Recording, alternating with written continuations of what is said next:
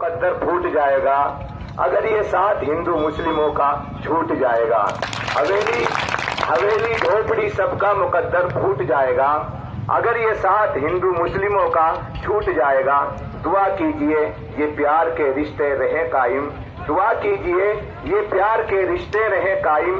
ये रिश्ते टूट जाएंगे तो भारत टूट जाएगा, ये रिश्ते टूट जाएंगे तो भारत टूट जाएगा। एडवोकेट राजेंद्र सिंह माइक पर। सम्मानित मंच, आदरणीय मुफ्ती सलीम जी, आप तमाम उपस्थित बुजुर्गों, नौजवान साथियों, मैं यहां भाषण देने के लिए नहीं आया। मैं आपसे इस आंदोलन को तेज करने के लिए प्रेरणा लेकर आया हूं, प्रेरणा लेने के लिए आया हूं। और वो प्रेरणा आपके जज्बात को देखकर जो मुझे हौसला पैदा हुआ, मैं आप तमाम को अपनी तरफ से सलाम पेश करता हूं। आप वास्तव में बहादुर हो। शाहजहांपुर बॉर्डर के ऊपर हरियाणा राजस्थान का मेवाती खेमा लगा हुआ है। हिंदुस्तान के मुल्क मुल्क से आने वाले लोग उस खेमा से मीठी चाय पीते हैं।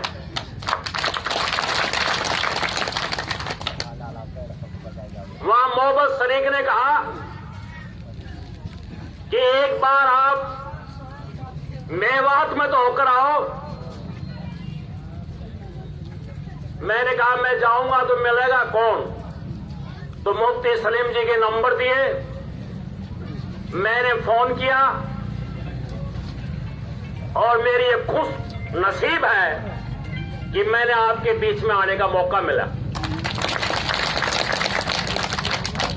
शाम को शाहजहांपुर खेड़ा बॉर्डर में कैंप में बैठे हुए थे।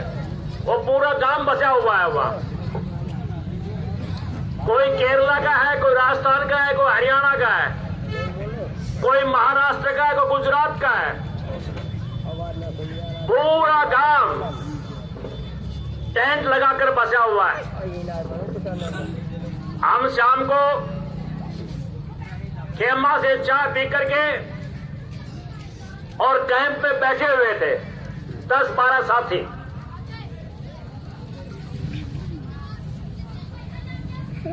एक ने कहा जब हम ये लड़ाई जीत जाएंगे तो हम घर जाएंगे कैसे? उन तमाम की आंखों में आंसू थे। लड़ाई जीत ली, घर जाने के बाद कई महीनों तक मन भी नहीं लगेगा। परिवार से भी ज्यादा प्रकाश, प्यार और सम्मान आज आपस के अंदर है।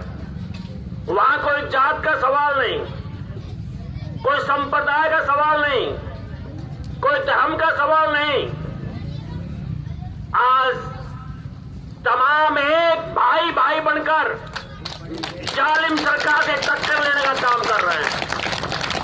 जिस तरह आजादी की लड़ाई में राम प्रसाद बिस्मिल अशफाकुल्ला आपस में कोई भरकर देश की आजादी के लिए फांसी पर चले गए थे।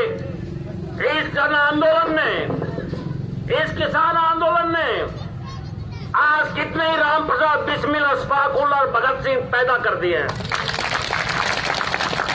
जन आंदोलन की सबसे बड़ी जीत यही है, जो ये भाजपा के लोग जो धर्म के नाम से हमको बांटना चाहते थे, जिन्होंने मेरे और आपके बीच में खाई पैदा कर दी थी, दीवार खड़ी कर दी थी, इस जन आंदोलन इस दीवार को तोड़ दिया है।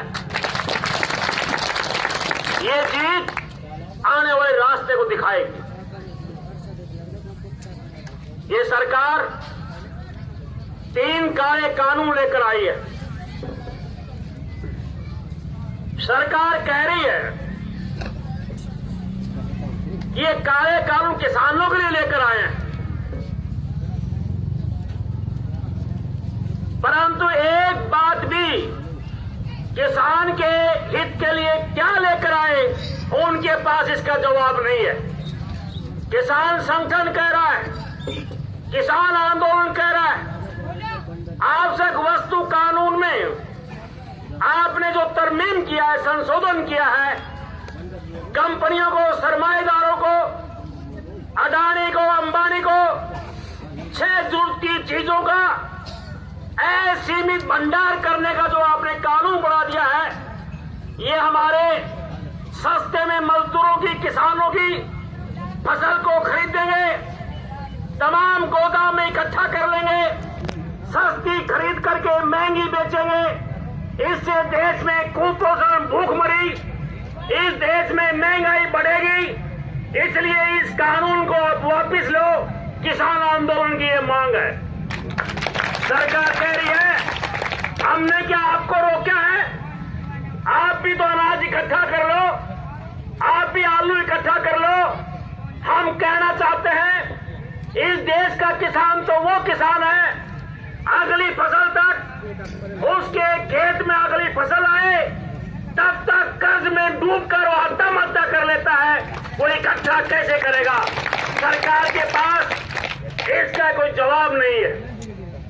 सरकार सरकारी मंडियों को खत्म करके प्राइवेट अनाज मंडी लेकर आ रही है। किसान आंदोलन मांग कर रहा है कि इससे प्राइवेट अनाज मंडी प्रफुल्लित हो जाएंगी, सरकारी अनाज मंडी तबाह हो जाएगी। सरकार कहती है कि हमने सरकारी अनाज मंडी को खत्म नहीं किया, हम तो प्राइवेट अनाज मंडी लेकर आ रहे हैं। किसान आंदोलन कह रहा है, किसान नेता कह रहे हैं, देश का किसान मजदूर कह रहा है कि ये सरकारी स्कूल जो सरकार के स्कूल है, इनका भट्टा गोल कैसे हुआ, ये कैसे नाकाम साबित हो रहे हैं। जब से पढ़ाई का निजीकरण किया गया, जब पढ़ाई पूंजीपतियों को बेची गई, ये तमाम सरकारी स्कूल एक साल में आगे चलते चलते ये एकदम गोलमाल होते चले गए और प्राइवेट स्कूलों ने सरकारी स्कूलों को दबा दिया। आज अगर गांव में 100 बच्चे हैं तो उसमें 10 बच्चे सरकारी स्कूल में और 90 प्राइवेट स्कूल में जाते हैं। ये प्राइवेट अनाज मंडी भी यही गुल खिलाएगी। ये अंबानी है, जिस अंबानी ने मोदी को 2014 में, 2019 में अरबों रुपया दिया चुनाव के लिए, हवाई जहाज उपलब्ध करवाई, उस अंबानी की कंपनी रिलायंस कंपनी ने एक सिम जारी की थी, जियो सिम। वो सिम फ्री में बांटी गई थी और जब BSNL का भट्ठा बैठ गया, सरकारी महकमा का भट्ठा बैठ गया, वो जियो सिम आज सबसे महंगी हो गई है। तो ये प्राइवेट अनाज मंडी धीरे धीरे सरकारी अनाज मंडी को खत्म कर देंगी और फिर उनकी मनमानी चलेगी। कोरियों के दामों में, सस्ते दामों में किसान का अनाज खरीदा जाएगा। आप बोल नहीं पाएंगे, सरकारी अनाज मंडी खत्म हो चुकी होंगी, सरकार कहेगी इनको खत्म करो। किसान आंदोलन ये मांग उठा रहा है, सरकार के पास इस बात का कोई जवाब नहीं है। सरकार तीसरा कानून लेकर आई, अनुबंध खेती कि कंपनियां किसानों के साथ गांव में जाकर उनसे इकरारनामा करेगी, कहेगी आप अपने खेत में फसल बो, हमारे आपके बीच में इकरारनामा होगा। इस इकरारनामा के अंदर बुजुर्गों उस कानून में ये चीजें लिखी हुई है कि तमाम पावर, तमाम अधिकार कंपनियों को दे दिया गया। किसान असहाय है, किसान का अंगूठा टिकवा लिया जाएगा और वो कंपनियां जो आज हमारे खेत में घुस नहीं पा रही है वो हमारे खेत में घुस जाएंगी और एक किसान खुद अपने खेत में कंपनी का मुजारा बन जाएगा और कंपनी का हजिब और कब्जा धीरे धीरे हमारे खेतों में हो जाएगा। सरकार के पास कोई जवाब नहीं। ये बिजली बिल टोटल जहां से बनती है जहां तक जाती है उसका डिजिटल कर दिया। अगर घर में नोरा है, गुआरा है, पशु बांधते हैं, वो भी कॉमर्शियल बना दिया जाएगा। वह घरेलू बिजली नहीं, वह कॉमर्शियल कनेक्शन लेना पड़ेगा। ये भी कंपनी को दे दिया गया है।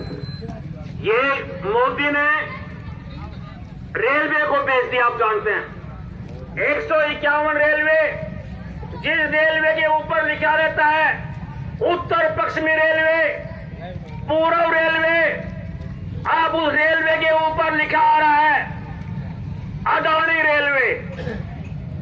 प्लेटफॉर्म की टिकट जो 10 रुपए में आती थी आज वो 50 रुपए में कर दी गई है। रेलवे को बेच दिया। रेलवे कर्मचारियों ने आंदोलन किया, आज भी लड़ाई लड़ रहे हैं, बात बन नहीं रही है। पढ़ाई को बेच दिया, बीएसएल को बेच दिया, हवाई जहाज एयरपोर्ट को बेच दिया। एक एक करके तमाम सरकारी जितने भी उपक्रम हैं, सरकारी महकमे हैं, उनको बेच दिया। और कल के बजट में रही सही कसर और पार कर दी। एलआईसी को बेचा जाएगा, बैंकों को बेचा जाएगा और किसानों के लिए जो कुछ बजट होता था और भी कम कर दिया। ये लॉकडाउन में 5 जून को इन 3 काले कानूनों का अध्यादेश लेकर आए थे। लॉकडाउन लगा हुआ था, हमको कहा गया घर में रहो, मुंह पर पट्टी बांध कर रखो, बोलना मत, दूसरे हाथ मत मिलाना, कोरोना हो जाएगा।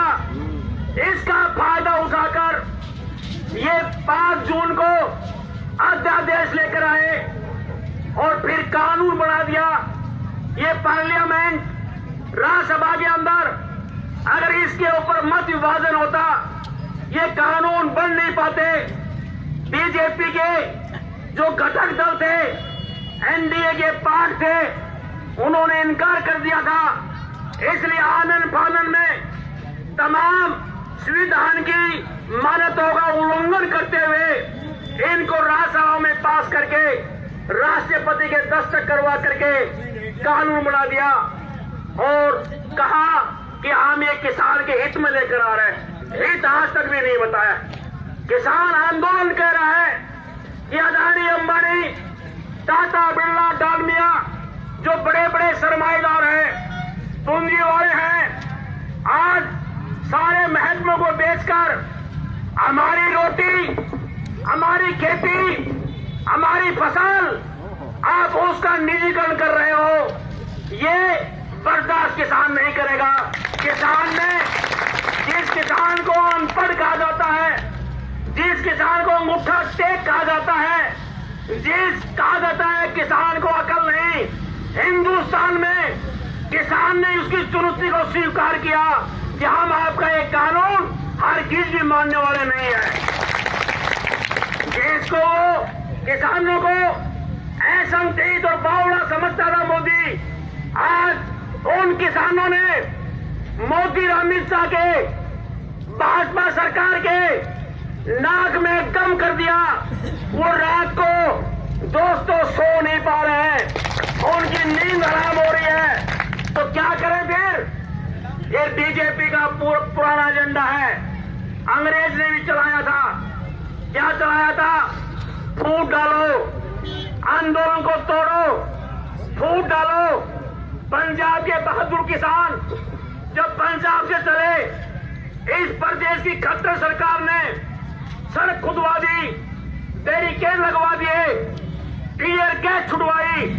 वो बहादुर नौजवान तमाम तकलीफों का सामना करते हुए दिल्ली की तरफ कूच करते रहे।